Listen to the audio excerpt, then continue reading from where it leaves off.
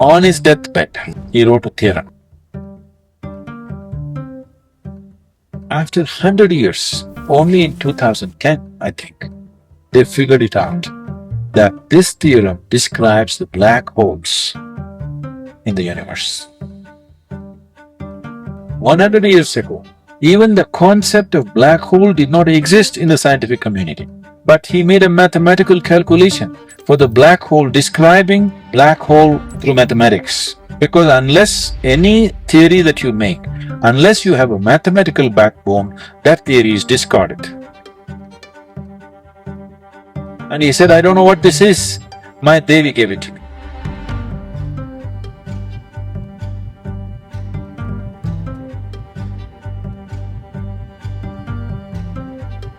A self-taught mathematician on his deathbed have knowingly laid the foundation of the universe's greatest discoveries.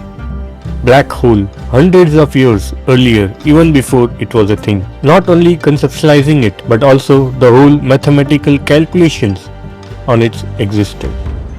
But we all know spirituality is not connected to mathematics. Or it is. A 13-year-old boy, minutely observing Panditji's distributing chana to the woman in a queue, goes to him and says, Panditji, this utensil filled with chana is in our house too. This can hold 8,710 chanas. If you keep giving 165 chanas to each, 8 women won't get prasad. Panditji got furious and asked him to leave. But after some time, they saw prasad got short for 8 women exactly as the boy told. How can such a young boy estimate this precisely only by looking at prasad? They wondered and praised him. This incident is often cited to demonstrate mathematical ability of a genius, Srinivasa Ramanujan, the man who knew infinity.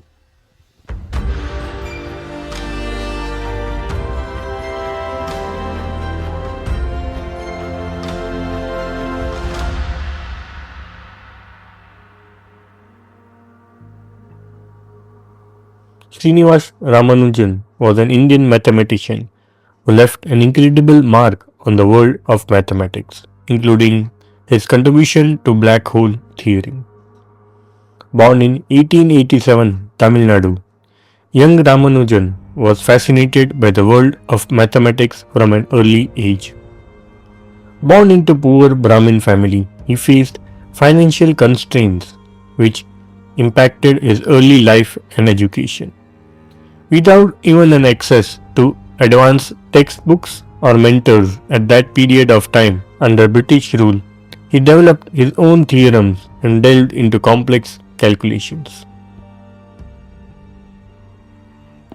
An incident where he proved his exceptional command over mathematics was at the age of 13 when he was in class 3rd. He mastered a book on advanced trigonometry of college students. They could not believe it and asked him to solve a question from the textbook. They were amazed to see him solve within seconds and said, question was solved in 4 pages, he has solved only in 4 steps. Looking for proper guidance and seeking mathematicians who could better understand his work, in 1913 he wrote to the English mathematician G. H. Hardy at the University of Cambridge. Initially skeptical, Hardy was impressed with his exceptional work. The breakthrough of Ramanujan's career was when Hardy invited him to England. His work was initially met with skepticism and disbelief due to his lack of formal education, but his work on infinite series number theory and continued fractions paved the way for his acceptance. Ramanujan independently compiled over 3,900 results. They were originally and highly unconventional results such as prime numbers, theta function, partition formula, and mock theta function, which now have been proven as basic concepts of black hole. Imagine a self-taught mathematician, genius from India, who revolutionized the field of mathematics, who made contributions to the analytical theory of numbers. Now imagine that this same genius has connections to black holes. But how is it possible for a person without any formal education or any other resources to come up with such results? One does not know, but it is said he had innate intuitions and deep faith in his family goddess. For him, each equation was more than a mathematical problem. It was a divine symphony, a cosmic dance of numbers. He would say, "An equation for me has no meaning unless it represents a thought of God." Being a Hindu Brahmin, he was a highly spiritual person who believed in his family goddess, Ramgiri of Namakal. He would sit hours and hours in front of deity and write pages of theorems.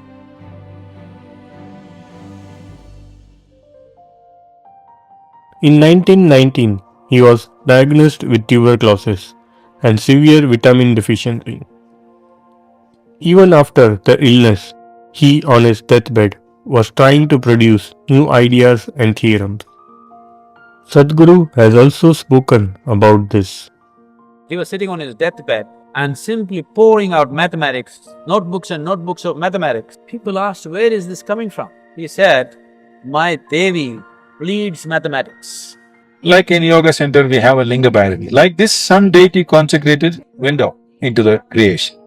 So all these deities are actually doorways into the limitless possibility. If you know how to open the doorway, this becomes a limitless possibility. For him, it all became mathematics. For somebody, it might have become music. For somebody else, it becomes something else. Or if you are consciously approaching it, whatever you wish, you can make out of it.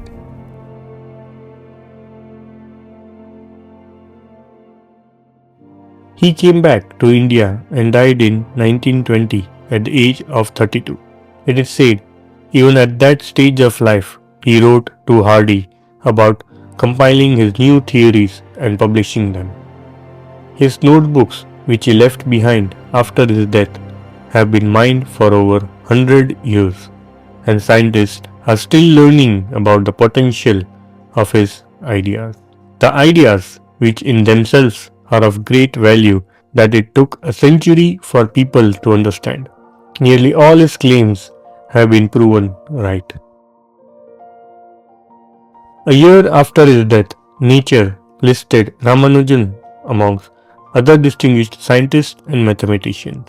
Had he lived longer, the amount of output he would have given and the revolution he would have brought is beyond imagination.